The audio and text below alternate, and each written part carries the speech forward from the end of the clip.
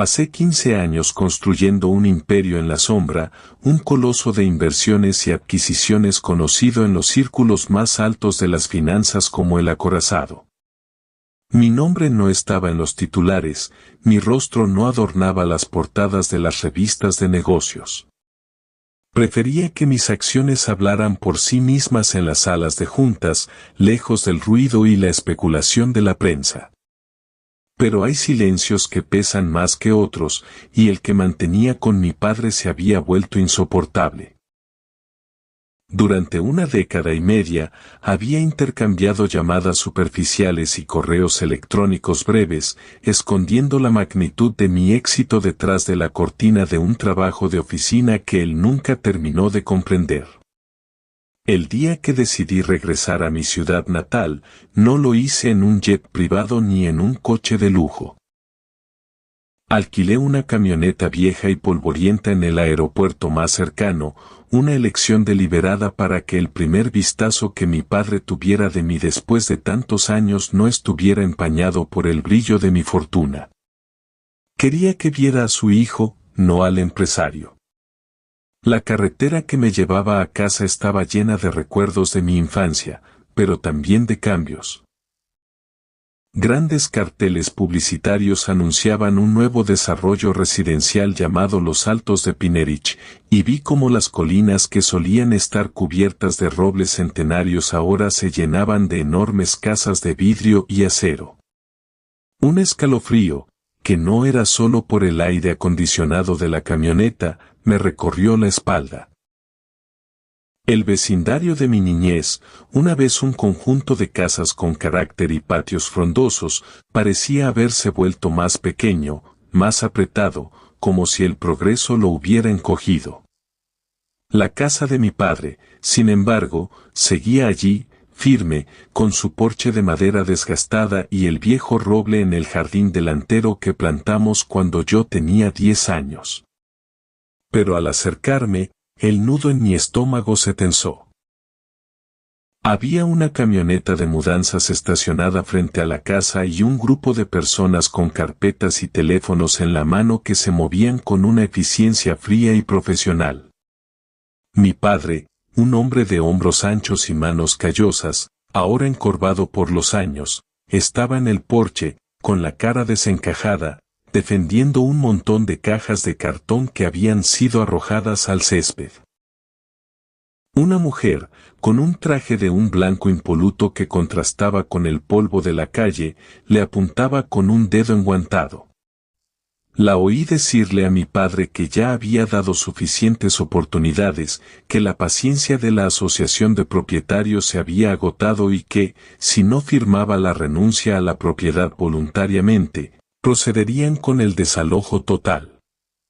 Mi padre, con la voz temblorosa pero firme, le pedía más tiempo, que revisara los documentos, que él había pagado todas las cuotas.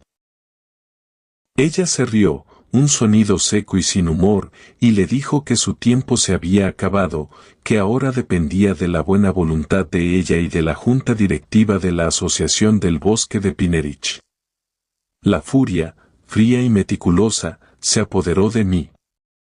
Aparqué la camioneta al otro lado de la calle y caminé hacia ellos. El traje blanco me miró de arriba abajo, evaluando mi chaqueta de lona gastada y mis botas de trabajo. Su sonrisa se torció en una mueca de desdén. ¿Es usted el hijo?, preguntó con desprecio.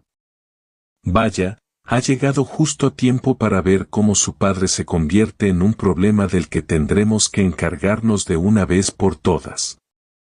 No dije nada. Solo me puse al lado de mi padre. Él me miró, y en sus ojos vi alivio, pero también vergüenza. Vergüenza por tener que verme envuelto en aquella humillación. En ese momento, supe que los siguientes minutos cambiarían mi vida y la de todos los presentes. Esa mujer, cuya seguridad era tan abrumadora como su arrogancia, no sabía que estaba a punto de cometer el error más costoso de su vida. Había confundido mi humildad con debilidad. Y estaba a punto de descubrir que, aunque el mundo financiero me conocía como el acorazado, para el viejo roble que creció en el jardín de mi padre, yo seguía siendo su hijo, y estaba dispuesto a defenderlo con todas las armas que mi imperio me había dado, aunque él nunca supiera que las tenía. Mientras ella seguía hablando, enumerando supuestas violaciones de las normas de la asociación, como unas tablas de madera apiladas junto a la cerca, o un viejo bote de remos que mi padre guardaba en el jardín trasero, yo solo escuchaba. Cada palabra que salía de su boca era una mentira, una exageración o una manipulación. Hablaba de progreso, estándares de la comunidad y valor de las propiedades. Pero todo lo que yo veía era a un hombre de 80 años, que había construido esa casa con sus propias manos, siendo intimidado por una mujer que probablemente no había levantado nada más pesado que su bolso de diseñador. Ella se presentó como la presidenta de la asociación, una tal señora de Vereux, y me entregó su tarjeta como si me estuviera haciendo un favor. En su discurso, dejó claro que la junta directiva había decidido que la propiedad de mi padre era un obstáculo para el desarrollo y que, como residente de larga data, debería sentirse honrado de contribuir a la modernización del vecindario. Mi padre, con la voz quebrada por la emoción, intentó explicar que él nunca había firmado nada que le quitara sus derechos, que siempre había pagado las cuotas de mantenimiento, que tenía todos los recibos, pero la señora de Vereux no le prestó atención. Le pidió a uno de los empleados de la mudanza que comenzara a sacar las cosas de la casa. No podía permitir que eso siguiera. Extendí el brazo y detuve al empleado. No va a entrar, dije. Mi voz era tranquila, pero tenía un filo de acero que la señora de Vereux no esperaba. Su sonrisa se borró. Señor, le sugiero que no se interponga en un proceso legal, me advirtió, con una chispa de verdadera furia en sus ojos. No es un proceso legal, le respondí, mirándola fijamente.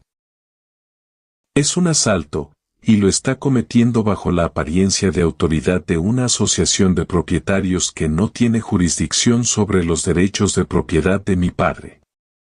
No lo sé, pero algo en la forma en que lo dijo, en la seguridad con la que se movía, me dijo que no era la primera vez que lo hacía. Que mi padre, con su modestia y su aversión a los conflictos, era solo uno más en su lista. Me incliné y comencé a recoger los papeles esparcidos por el césped. Recibos, cartas de la asociación, documentos de la propiedad. Mi padre siempre había sido meticuloso con sus archivos. Una costumbre que aprendió de mi madre, que solía decir que la vida se escribe en la letra pequeña. Iba guardando los papeles en mi chaqueta, sin prisas, mientras la señora de Vereux se impacientaba. ¿Qué cree que está haciendo?, espetó. Recogiendo la evidencia de que mi padre ha cumplido con todas sus obligaciones, dije, levantando la vista. Y también, para asegurarme de que la historia que usted está contando esté bien documentada. Por si alguien quiere saber cómo se opera realmente en el bosque de Pinnerich. La señora de Vereux me miró con desprecio. Usted no es nadie aquí. Usted se fue hace 15 años y no ha vuelto. Es un extraño. Es posible, dije, poniéndome de pie y mirándola a los ojos. Pero soy el extraño que tiene acceso a los abogados más caros del país. Y que, por lo que he visto esta mañana, tiene un caso muy sólido contra esta asociación y contra usted personalmente. No sabe con quién se ha metido, señora de Vereux. Pero está a punto de descubrirlo. La incredulidad en su rostro era palpable. No podía creer que un tipo con una camioneta alquilada y una chaqueta vieja pudiera representar una amenaza real. Pero no necesitaba que me creyera. Solo necesitaba que siguiera hablando. Le pedí que me mostrara la orden judicial de desalojo. Tartamudeó. La orden es una directiva de la Junta, dijo, sin convicción. La Junta no tiene autoridad para desalojar a nadie, le recordé. Eso solo lo puede hacer un juez. Vi el pánico asomarse en sus ojos. Se volvió hacia su equipo y les ordenó que continuaran, pero ya era demasiado tarde. El daño a su autoridad era irreversible.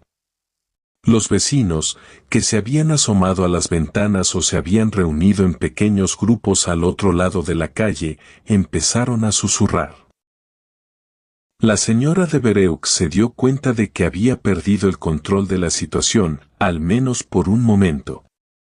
Mientras tanto, mi padre me tomó del brazo. Su agarre era fuerte, pero su voz era un susurro. Hijo, por favor, no hagas esto. Es gente poderosa. Te van a arruinar. Tú tienes tu vida en la ciudad. Me partió el corazón oírlo, que su preocupación no fuera por su casa, sino por el trabajo normal que él creía que yo tenía. No le dije la verdad. No en ese momento. Papá, le dije, no te preocupes. Tengo esto bajo control. Él me miró con sus ojos llenos de dudas, pero no insistió. La señora de Bereux, al ver que mi padre me había apartado, recuperó parte de su compostura. Se acercó a mí y, en voz baja, me dijo, mire, joven, entiendo que esto es difícil. Pero su padre está viejo, y esta casa necesita muchas reparaciones. La oferta que le hemos hecho es más que generosa. Podría vivir en un bonito apartamento, sin preocupaciones. Me sonreí. No pude evitarlo. Era la misma táctica que había usado con docenas de otros propietarios, la de la preocupación paternalista para ocultar la codicia. No, señora de Bereux, le dije. No va a ser así. Usted va a retirar a su gente, va a dejar a mi padre en paz, y luego, usted y yo vamos a tener una conversación sobre el verdadero precio de sus ambiciones. Ella frunció el ceño, confundida. No tiene autoridad para pedirme nada. ¿Quién se cree que es? Fue entonces cuando saqué mi teléfono del bolsillo. Soy alguien que, hace apenas 10 minutos, estaba revisando los papeles de mi padre, dije, sosteniendo el teléfono en alto. Y que, durante esta conversación, ha estado grabando cada una de sus palabras. No sé si sus amenazas verbales son suficientes para un caso penal, pero estoy seguro de que un buen abogado puede encontrarle muchos usos a esta grabación. El color se drenó de su rostro. Sus ojos se abrieron como platos. Eso es ilegal, balbuceó.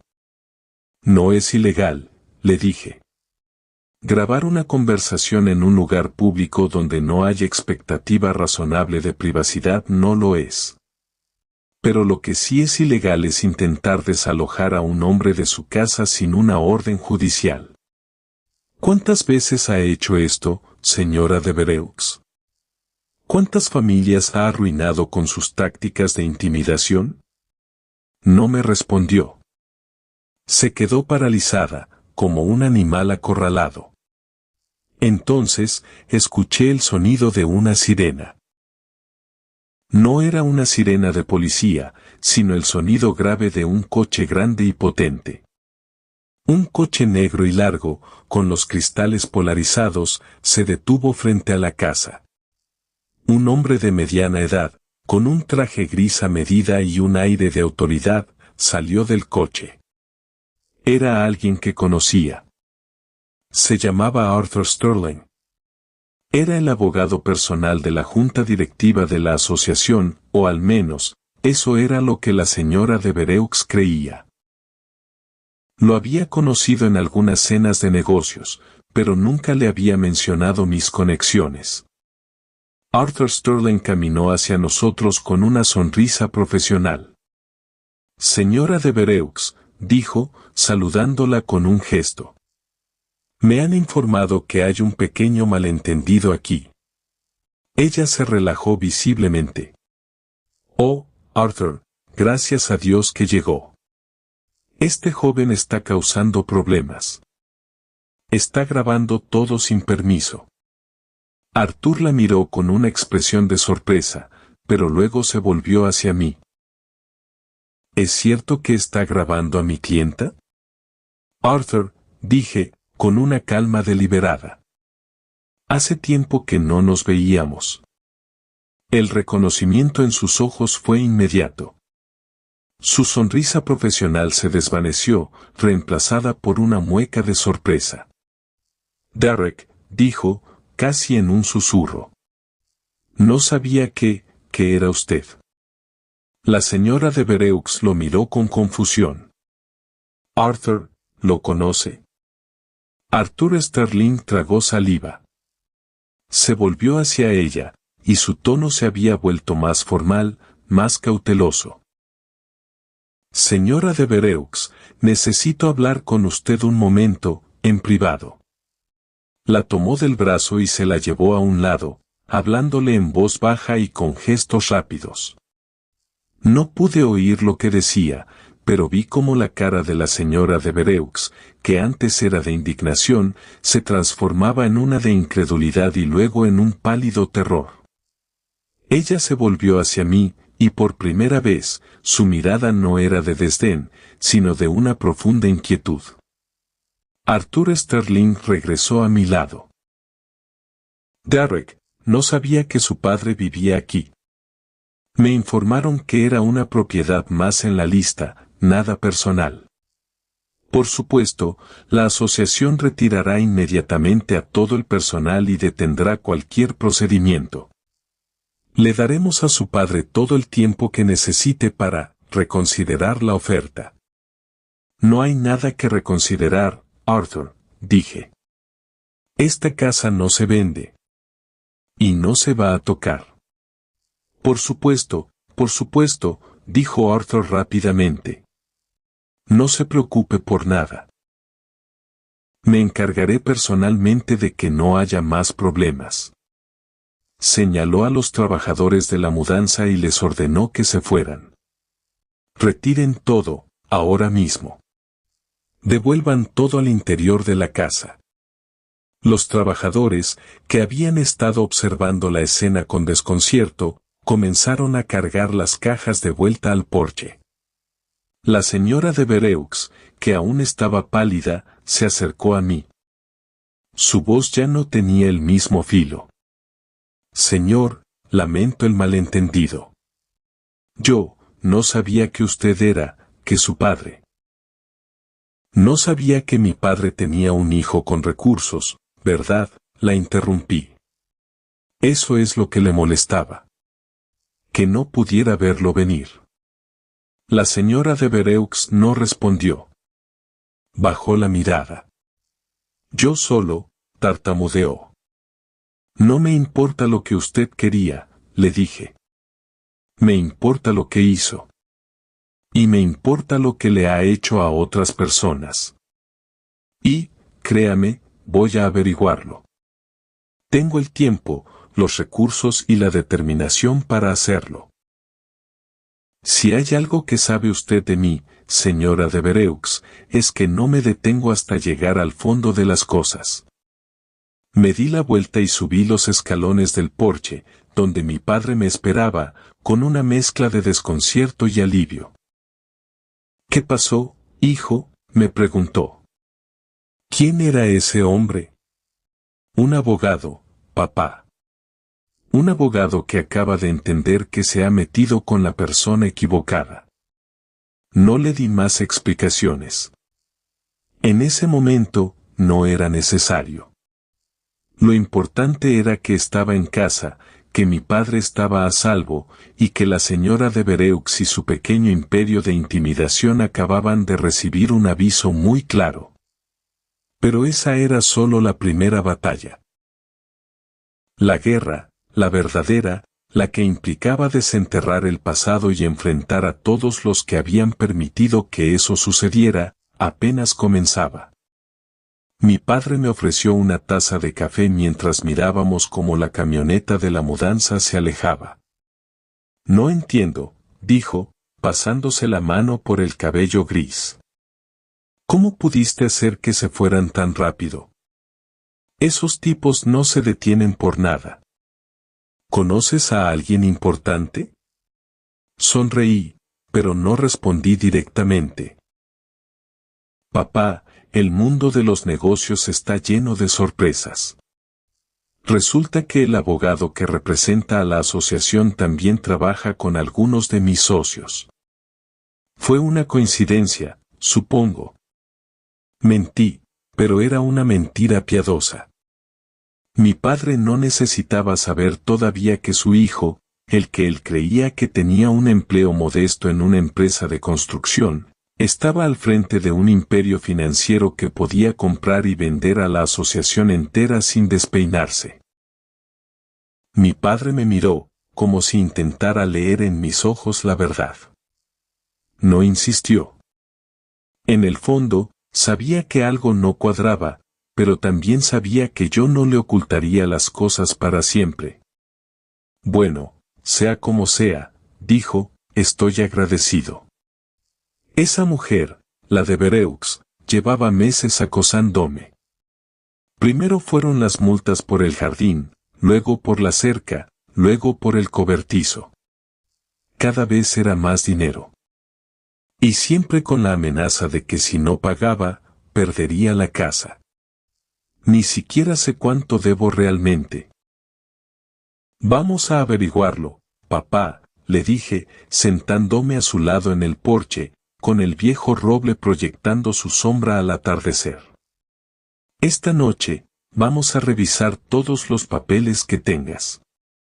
Todas las cartas, todos los recibos, todo. Y luego, vamos a hacer cuentas. Él asintió, con una mezcla de cansancio y esperanza. ¿Crees que se puede hacer algo?, me preguntó. No lo sé, papá. Pero te prometo que voy a intentarlo. Y en ese momento, mientras el sol se ponía sobre el bosque de Pinnerich, la promesa que le hice a mi padre se convirtió en mi única misión. No solo para salvar su casa, sino para exponer a la gente como la señora de Bereux, que usaban su poder para oprimir a los demás. Y, tal vez, para encontrar un propósito más allá de las ganancias y las adquisiciones. Un propósito que, durante 15 años, había estado esperando a que yo lo encontrara. La reunión del sábado llegó más rápido de lo que esperaba.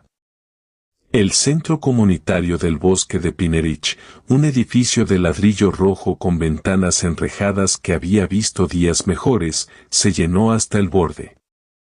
Vecinos de todas las edades llegaron con sus sillas plegables, sus carpetas de documentos y sus rostros marcados por años de miedo y frustración. La sala principal, que normalmente se usaba para reuniones de la asociación y eventos sociales, ahora parecía un tribunal improvisado. Las sillas estaban dispuestas en filas y al frente, una mesa larga donde yo planeaba presentar las pruebas. Mientras la gente se acomodaba, pude sentir la tensión en el aire. Era una mezcla de esperanza y ansiedad, el peso de años de silencio que finalmente iba a romperse. Vi a la señora mayor de la casa de al lado, a la viuda con sus 2 hijos, al veterano de guerra que había perdido su casa. Todos estaban allí, esperando que alguien les diera la voz que nunca habían tenido. Minutos antes de que comenzara la reunión, la puerta principal se abrió y la señora de Bereux entró con paso firme. Llevaba su traje blanco impecable, su cabello perfectamente arreglado y una sonrisa fría y calculadora. Detrás de ella, como una sombra, venía Arthur Sterling, el abogado. La sala enmudeció.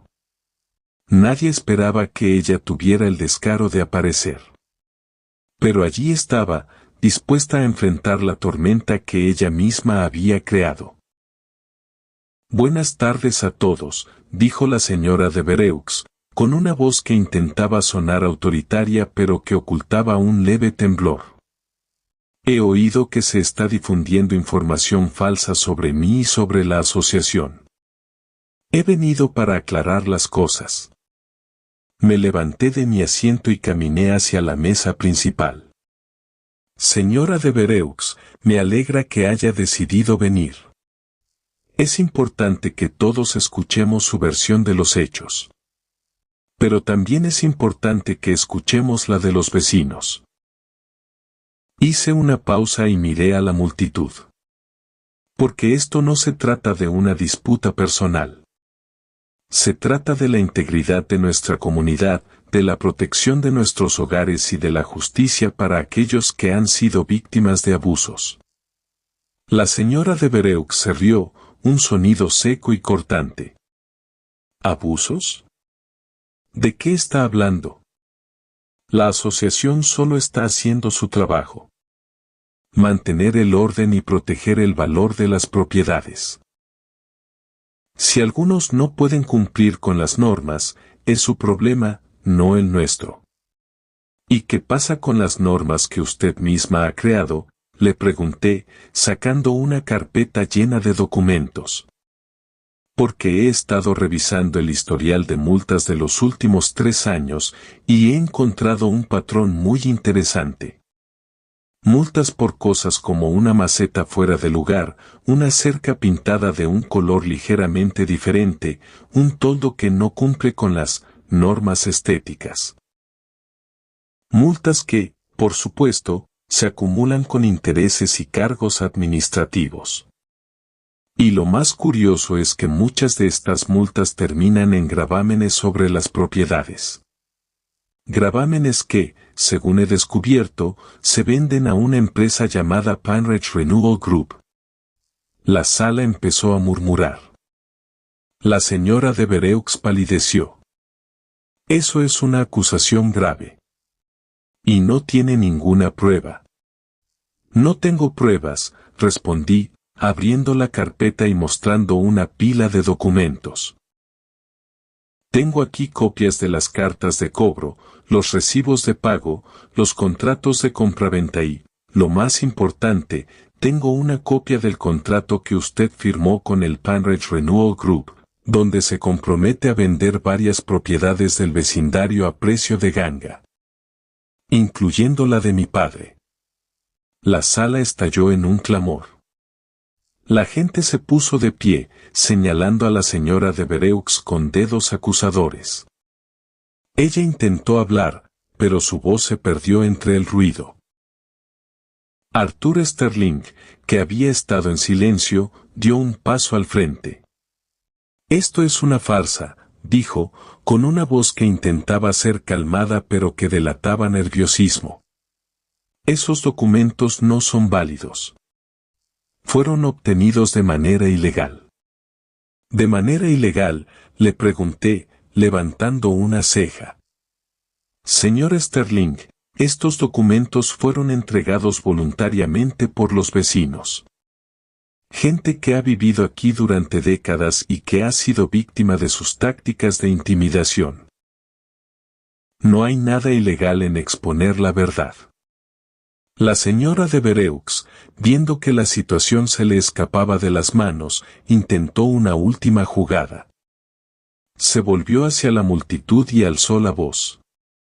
«Escúchenme. Este hombre no es uno de nosotros. Se fue hace 15 años y ha vuelto para causar problemas. No sabe nada de esta comunidad, de lo que hemos construido juntos.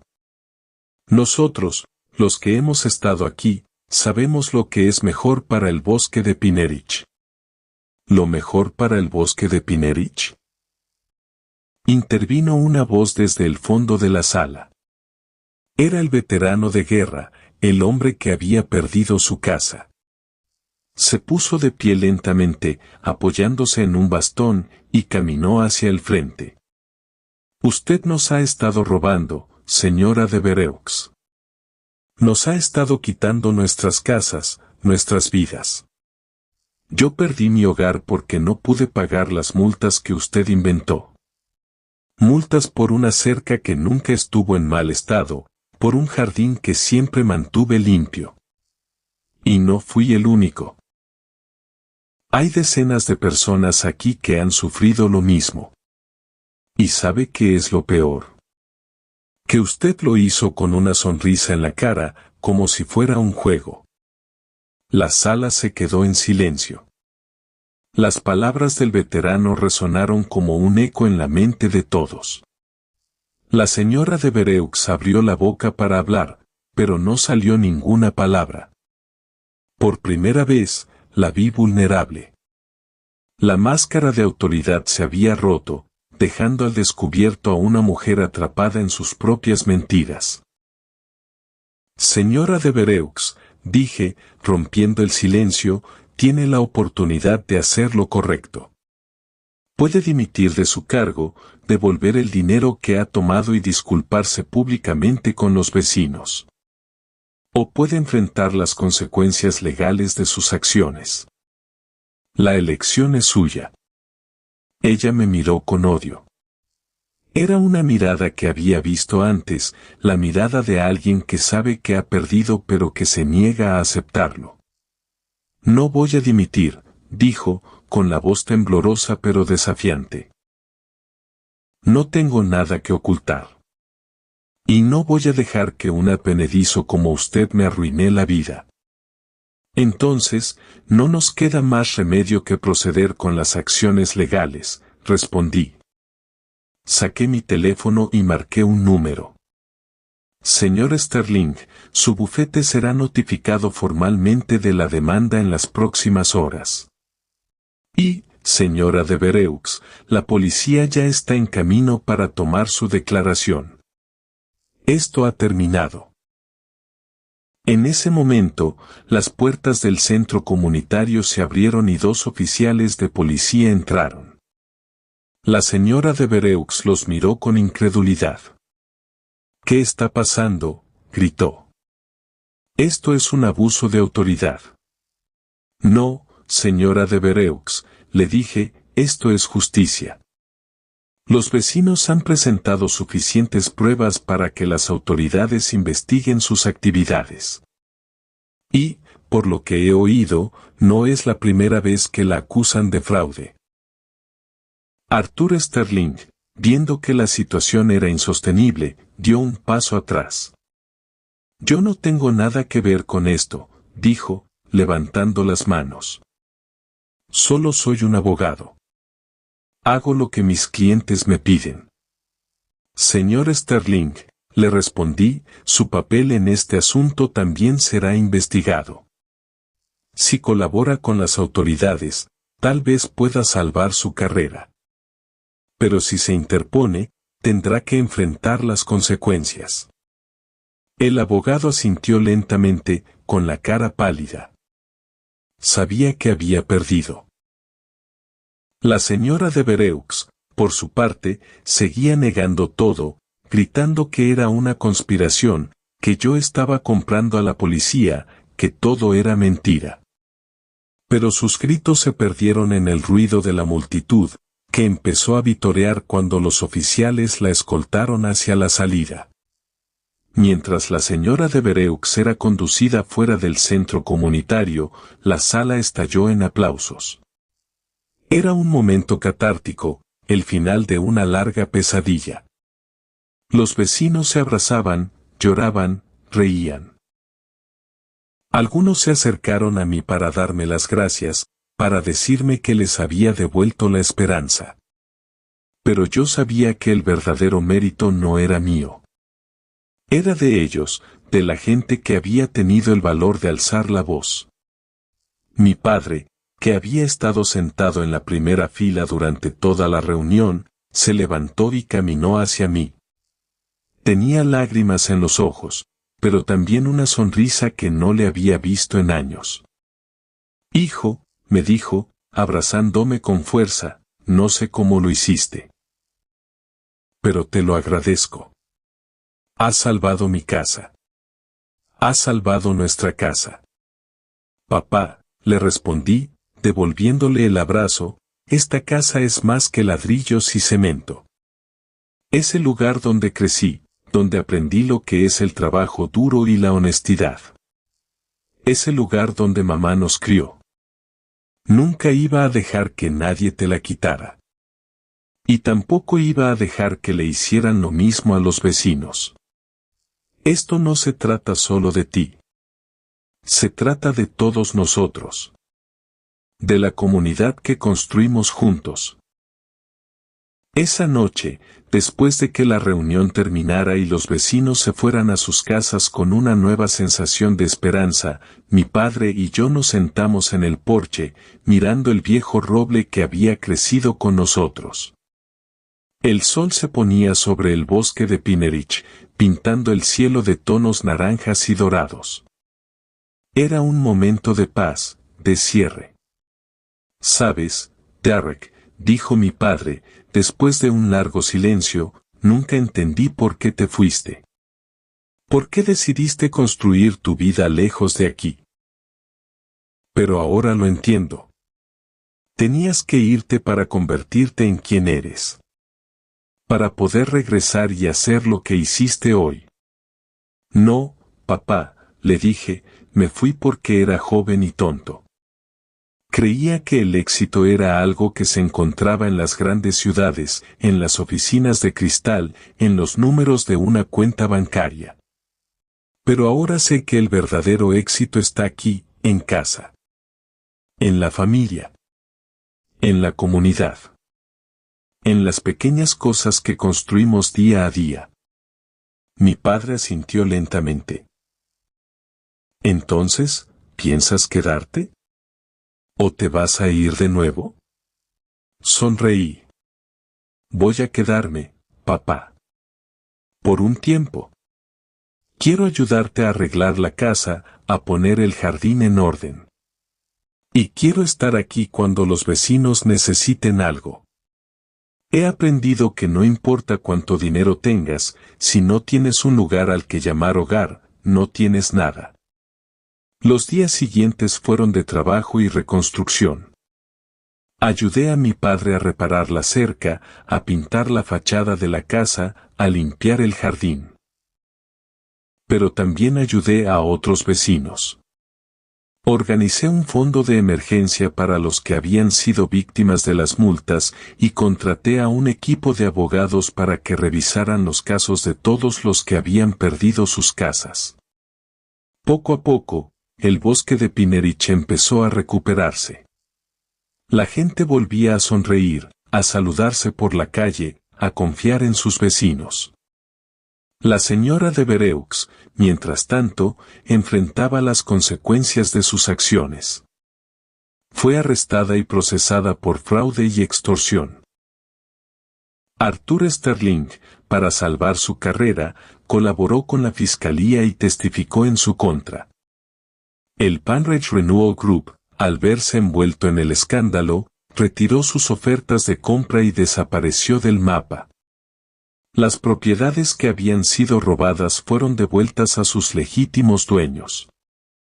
Un mes después de la reunión en el centro comunitario, la Asociación de Propietarios celebró una nueva elección. Esta vez, la participación fue masiva.